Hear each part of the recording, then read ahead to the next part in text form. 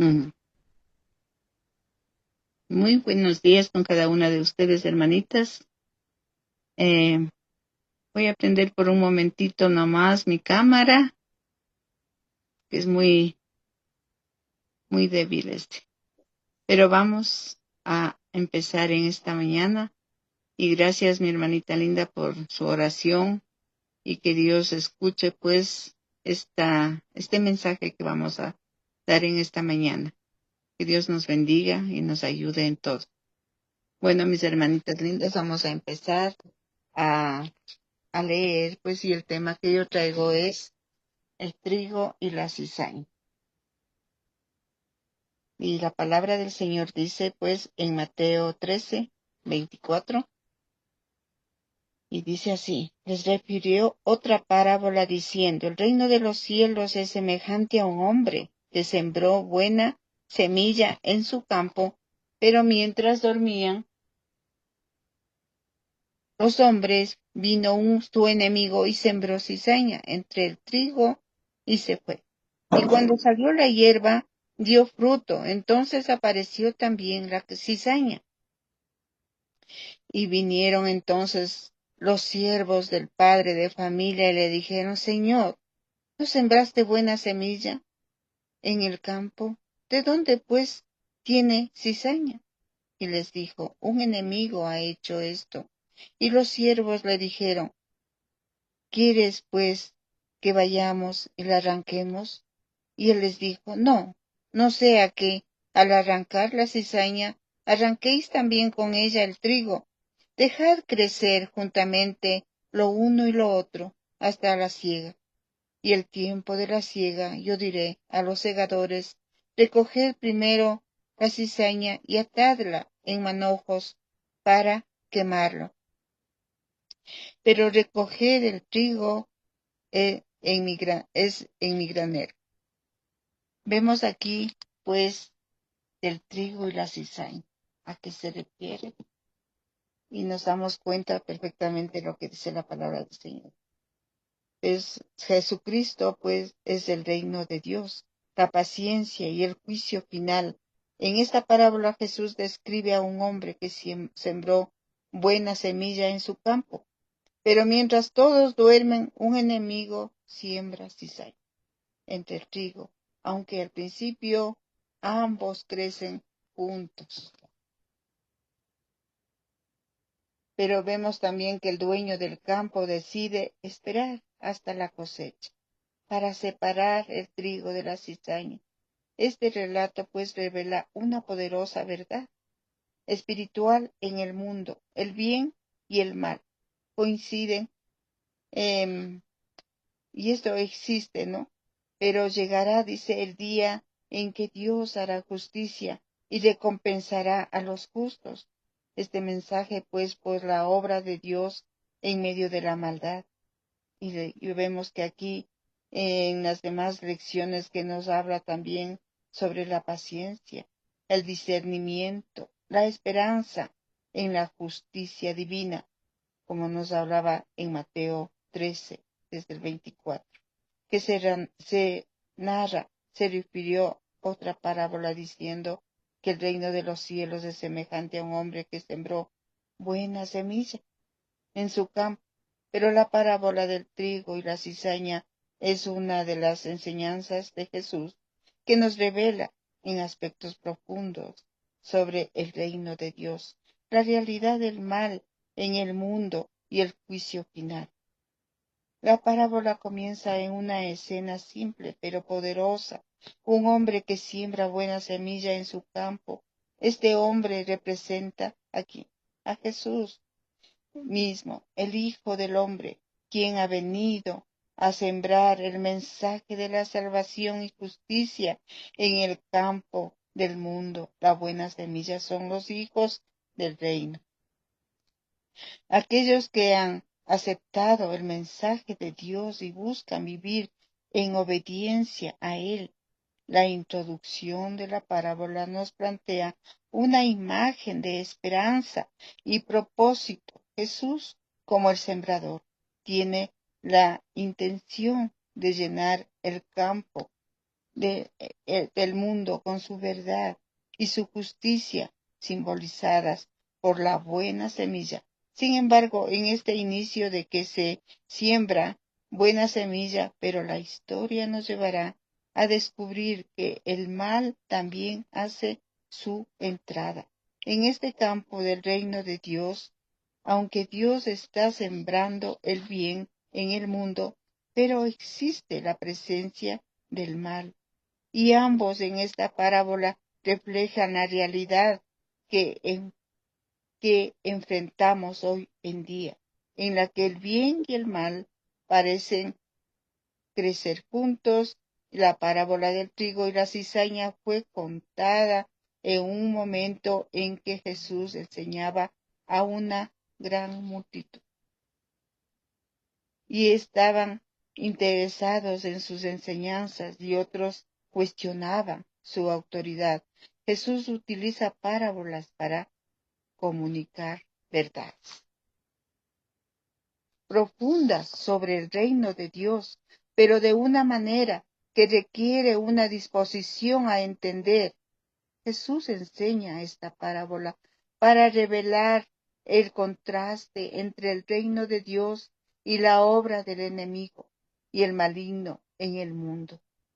Como el tiempo del juicio en el Antiguo Testamento, Dios es presentado como el dueño del campo que desea que su pueblo viva en justicia y obediencia, como nos dice en Isaías 51:7, y se compara a Israel con una viña que Dios ha plantado con cuidado, esperándolo buenos frutos. Sin embargo, cuando esta viña produce frutos malos, Dios expresa su decepción. Dios, como sembrador y cuidador de su campo, prepara el terreno para la parábola del trigo y la cizaña, en la que el campo simboliza el mundo en su totalidad. La imagen del sembrador que siembra buena semilla resalta el carácter de Dios como creador y protector del bien, a pesar de la presencia del mal en el Nuevo Testamento, pues Jesús describe a sí mismo como el buen pastor y el buen sembrador, quien viene a traer vida y a esparcir. ¿En dónde? En el mundo. La verdad de Dios es un mundo afectado por el pecado. En Juan 10:10, que Jesús declara que ha venido para que las personas tengan vida en abundancia, mientras que el enemigo viene a robar, a matar y destruir. La parábola del trigo y la cizaña amplía esta enseñanza al mostrar cómo el reino de Dios se establece en medio de la oposición del maligno. Jesús, como el sembrador, representa la bondad de Dios, mientras que la entrada de la cizaña nos recuerda que el enemigo está activo, la obra divina, intentando saborear la obra divina. La introducción de la parábola del trigo y la cizaña, importantes para que nuestra vida espiritual, en primer lugar, nos invita a reconocer que Dios está trabajando activamente en el mundo. Aunque enfrentamos las dificultades y vemos la presencia del mal, la parábola nos recuerda que Dios ha sembrado buena semilla en el campo del mundo, pero podemos tener confianza en que Dios sigue sembrando su justicia, su paz y su verdad en medio de las tinieblas, y nos hace parte de su crecimiento como hijos del reino. Nos llama a tener paciencia y discernimiento, como dice la parábola. Sugiere que, aunque Dios ha sembrado el bien, habrá tiempos en que el mal también se manifiesta. En lugar de apresurarnos a juzgar o a resolver del bien y el mal, nosotros debemos contar en que Dios tiene un propósito y un tiempo para toda esta actitud de paciencia. Nos permite vivir con paz, sabiendo que Dios tiene control sobre el crecimiento de su obra y que en el momento adecuado Él traerá justicia a nuestro propio corazón y para evaluar si estamos actuando como buena semilla en el mundo. Jesús nos llama a ser como el trigo, reflejando su amor, su justicia y su verdad en nuestra vida diaria. Este llamado a vivir y como hijos del reino nos motiva a ser una influencia positiva en el mundo, incluso cuando enfrentamos oposición o dificultades, al reconocer que somos parte de la buena semilla sembrada por Dios. Tenemos una responsabilidad de vivir conforme a su voluntad y de llevar fruto en nuestras acciones, palabras y relaciones. La parábola nos invita a orar por el mundo y a buscar la obra de Dios. Nos anima a mantener la esperanza y la fe en que Dios está obrando.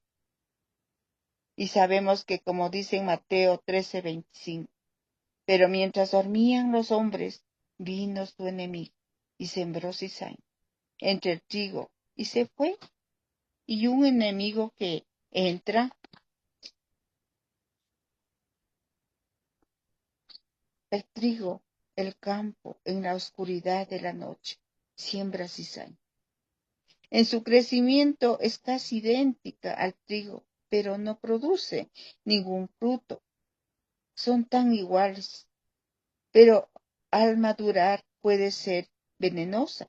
Esta planta representa el mal y el enemigo, que la siembra es el enemigo, quien intentó sabotear la obra de Dios, introduciendo el mal y la falsedad en el mundo, como nos habla también en Job 16:1, que Satanás se presenta como un acusador al el daño en la vida de Job. Mateo 13:26, Mateo 13:30 y 43 nos habla también, como en Mateo 13, también del 27 al 28. Tenemos estas citas bíblicas en Ezequiel 18:23.